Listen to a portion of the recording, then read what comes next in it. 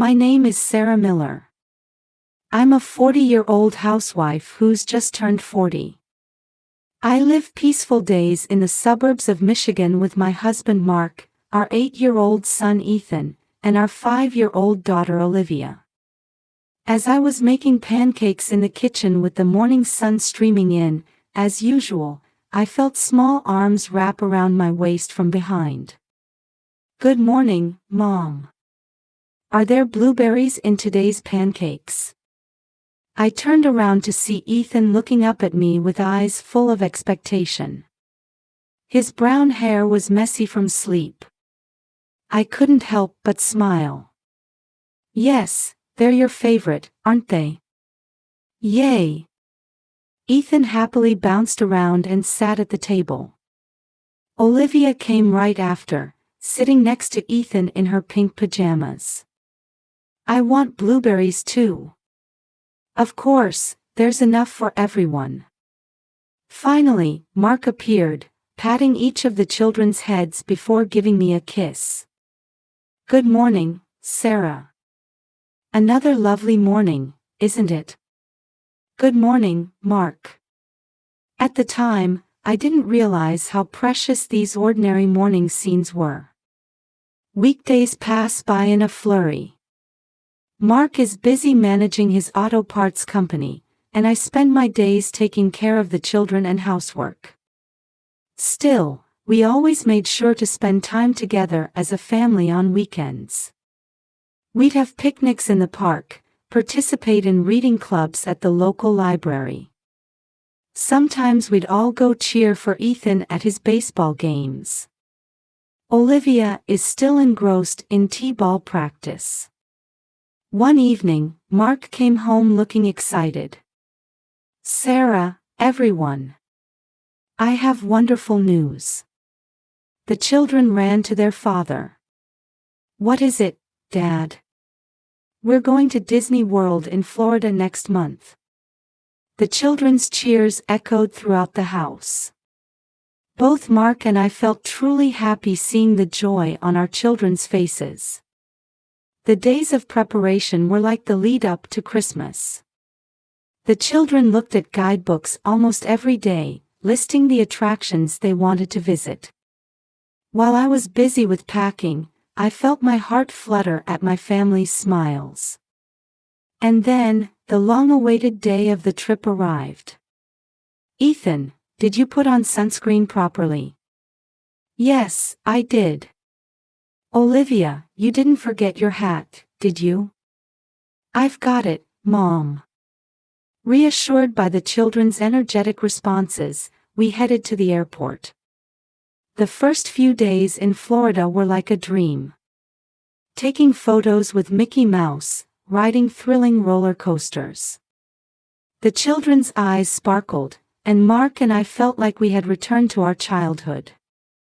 However, that happiness suddenly turned into a nightmare. On the afternoon of the 4th day of our trip, we were at Magic Kingdom. Mark suggested, "Let's all have some ice cream," and we headed towards a nearby stand. "I need to go to the bathroom," Ethan said. "All right. Go with Dad." Mark nodded and took Ethan's hand. "We'll be right back." No one imagined that those would be Ethan's last words. When they didn't return after 15 minutes, I started to feel anxious. "Olivia, let's go look for Dad and Ethan." We held hands and searched around, but we couldn't find them anywhere. Panic began to set in. When I finally found Mark, his face was pale. "Sarah. Ethan is gone." From that moment, our lives changed completely. The happy days we had known became a distant memory. After Ethan disappeared, our lives changed completely. The dreamlike time at Disney World turned into a nightmare in an instant. That night, we were interrogated by the police in our hotel room. Mark repeated the same explanation over and over. On the way to the bathroom, in the crowd, when I noticed, he was already gone. I held Olivia tightly, desperately trying to hold back my tears. From the next day, we searched every corner of the park. Employees and other tourists helped, but there was no sign of Ethan anywhere. Ethan! Where are you? My cries echoed emptily between the colorful buildings. A week passed, and we had to return home. On the plane back, Olivia asked in a small voice. Mom, is Big Brother not coming back? I couldn't answer that question.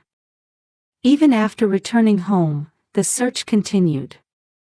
We went to the police almost daily, put up posters all over the neighborhood, and spread information on social media. However, as days passed, the response from others faded. Time will heal. He'll surely be found. Such words of comfort actually hurt me more. Mark began to immerse himself in work. It was probably his way of coping. However, this led to new problems. One night, Mark came home late and said with a sigh, Sarah, something unbelievable happened at work. What happened? James suddenly bought an expensive foreign car. And in cash. I gasped. I knew about James's promotion, but I didn't think he had that kind of money to spare. And, Mark continued, James has been acting strange lately. It's like he's hiding something. This information added new fuel to my suspicions. The next day, I called Emily and invited her for tea.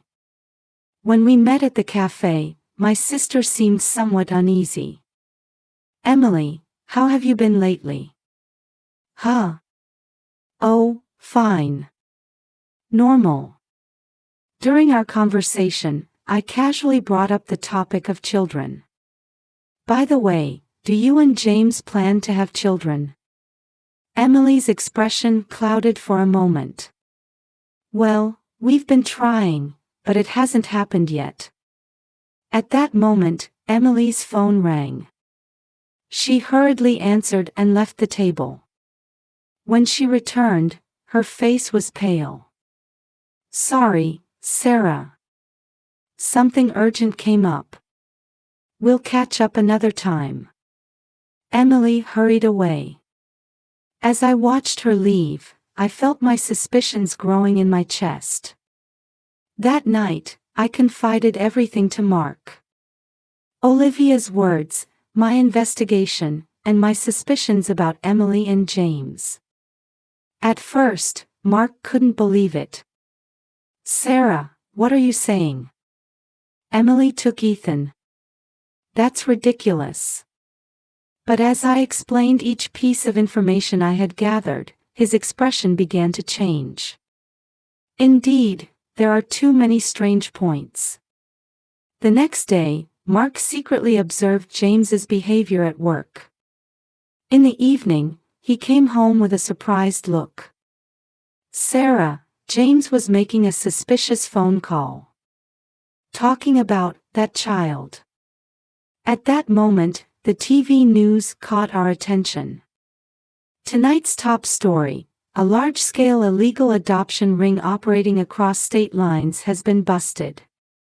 This organization, which allegedly arranged children for wealthy and fertile couples. Mark and I looked at each other. Everything was starting to connect. To confirm the truth, we made a bold plan. We decided to sneak into Emily and James's house on a day when they would be out. Are you sure about this? Mark asked anxiously. We have no other choice. It's for Ethan. On the chosen day, we nervously headed to Emily's house. Fortunately, the neighborhood was quiet and deserted. Mark took the role of lookout, and I sneaked in through the back door. The house was eerily quiet. With my heart pounding in my ears, I headed to the second floor.